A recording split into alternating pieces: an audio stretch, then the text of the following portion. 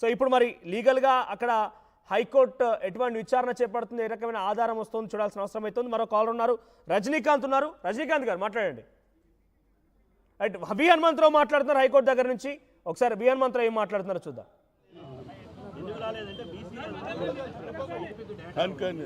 ఆయన ఇండివిజువల్ తీసుకుంటుండే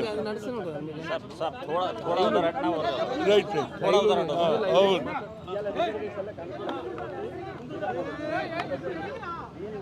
న్యాయస్థానము ఇవాళ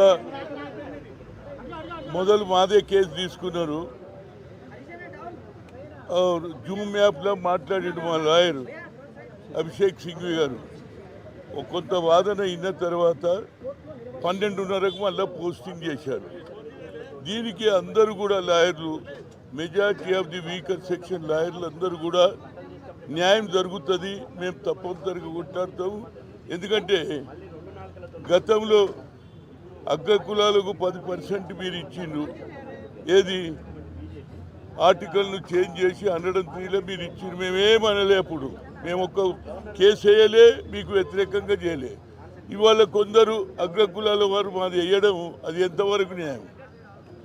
స్వాతంత్రం వచ్చి 78 ఏళ్ళు అవుతున్నది, ఇంకా మమ్మల్ని అనగదొక్కాలంటే ఇది న్యాయం కాదు.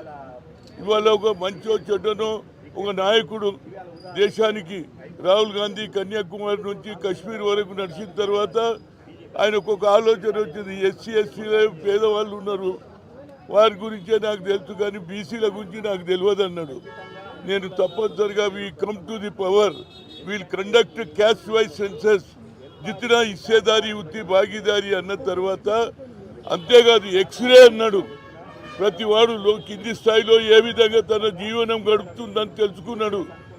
అదే ఆలోచనతో ఇవాళ రేవంత్ రెడ్డి గారు మరి 10 జిల్లాలు తిరిగిన తర్వాత కామారెడ్డిలో సిద్ధరామయ్య ముఖ్యమంత్రి సమక్షంలో 42% అనౌన్స్ చేశారు. దానికి ఏది కుల సర్వే అయింది, 150 కోట్లు పెట్టినాం, అందరి సర్వే అయింది. అయినాక కూడా అసెంబ్లీలో బిల్లు పెడితే అందరు కూడా పాస్ చేశారు. అది బీజేపీ చేశారు, సిపిఐ చేశారు, బీజేపీ. ఇప్పుడు బయటకు వచ్చిన తర్వాత వాళ్ళలో మార్పు వచ్చింది. ఎందుకు వచ్చిందో నాకు తెలియదు. నేను అనేది ఏంటంటే సమాజంలో హైయెస్ట్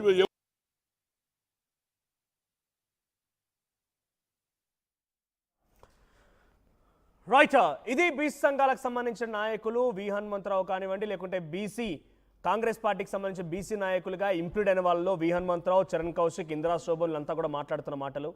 సో చాలా ఒక కొంతమంది వ్యక్తులు చేయడం మూలంగా ఈరోజు ఇంత సమస్య తలెత్తింది, లేదంటే ఈ పార్టీకి అంతా సవ్యంగా జరిగి ఉండేదనేది మాత్రం వాళ్ళ మాటలు అర్థమవుతోంది.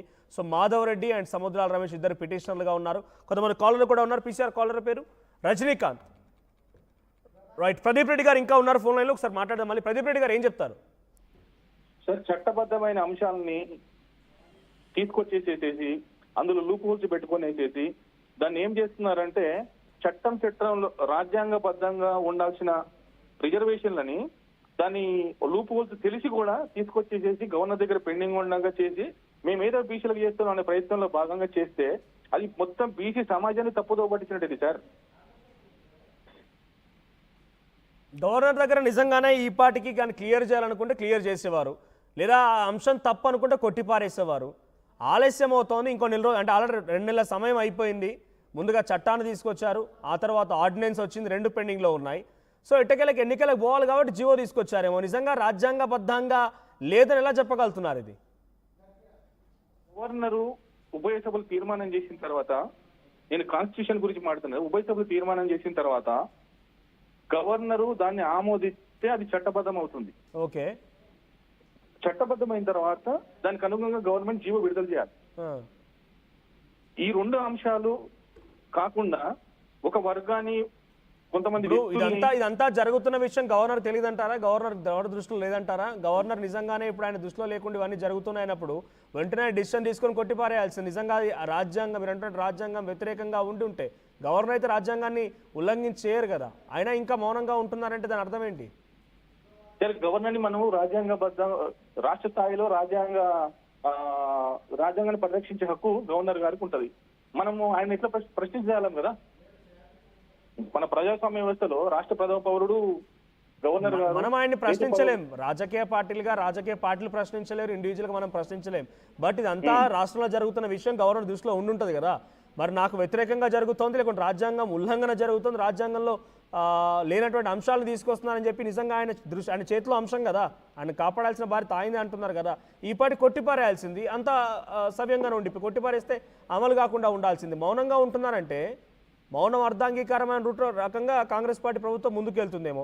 అయినా ఇప్పుడు కోర్టులో విచారణ ఉంది, చూద్దాం మరి కోర్టులో విచారణ ఏం జరుగుతుందో. Thank you for calling Pradeep Reddy గారు. అండ్ రజనీకాంత్ గారు ఉన్నారు, మరో కాల్ రజనీకాంత్ గారితో మాట్లాడు. రజనీకాంత్ గారు ఏం చెప్తారు? నమస్తే సార్. నమస్తే సార్, ఇప్పుడు ఈ 42% బీసీలకి యాక్చువల్ గా బీసీలకి ఇవ్వాల్సింది 60% బీసీ జనాభా దేశం వల్ల రాష్ట్రం వల్ల. వీళ్ళు ఇచ్చిన డెడికేషన్ కమిషన్ ప్రకారమైన 56% అందులో కొంతమంది నమోదు చేసుకుని అది రెండో అంశం వదిలిపెట్టిన 56% ప్రకారం ఉన్నప్పుడు కాబట్టి 56% రిజర్వేషన్ ఇవ్వాలి. సరే, వీళ్ళు 50% రిజర్వేషన్లు దాటొద్దు అన్నప్పుడు 10% ఈబీసీ ఇది వీళ్లకు అగ్రవర్ణాల రిజర్వేషన్లు ఎందుకు తెచ్చిర్రు? ఈడబ్ల్యూఎస్ రిజర్వేషన్లు తేవద్దు. మరి ఈడబ్ల్యూఎస్ రిజర్వేషన్లు తెస్తే రాజ్యాంగబద్ధంగా రిజర్వేషన్లు 60% ఆల్రెడీ సీలింగ్ దాటింది. మళ్ళీ సీలింగ్ దాటినాక వీళ్ళు రెండో అంశాన్ని లేవనెత్తడం ఇది ఎవరిని చేయనీక? అంటే బీసీ ప్రజలు, బీసీ సమాజం ఎప్పుడు కింది స్థాయిలోనే ఉండాలి, వాళ్ళు ఎదిగితే వీళ్ళకు నష్టమనా? వీళ్ళ ఉద్దేశం ఏంది అసలు? ఇందులో కేంద్ర రాష్ట్ర ప్రభుత్వాలు దోబూచులాట ఉన్నవి. ఇక్కడ ఉన్న వీళ్ళ బీజేపీ ప్రతినిధులు కానీ కాంగ్రెస్ ఇప్పుడు బీజేపీ ప్రతినిధులు సరిగ్గా వీళ్లకు బీసీల మీద నిజంగా చిత్తశుద్ధి ఉంటే రాష్ట్రపతి వద్ద బిల్లు ఉంది, గవర్నర్ వద్ద బిల్లు ఉంది, వాళ్ళ ఇద్దరు కాడ వీళ్ళు ఫోర్స్ చేయొచ్చు కదా. బీజేపీ ప్రతినిధి వీళ్ళని బీసీ సమాజం ఓట్లు ఏం గెలిచిర్రా? 8 మంది భారతీయ జనతా పార్టీ ఎంపీలు, 8 మందికి బీసీల ఓట్లు అక్కర్లేదా? వీళ్ళు ఎందుకు రాష్ట్రపతి దగ్గర, ప్రధానమంత్రి దగ్గర ఈ అంశం మీద ఎందుకు లేవనెత్తలేరు? కేబినెట్ డిసిజన్ రాష్ట్రపతి వద్ద కూడా చేపియొచ్చు కదా బిల్లు. అక్కడ న్యాయశాలకు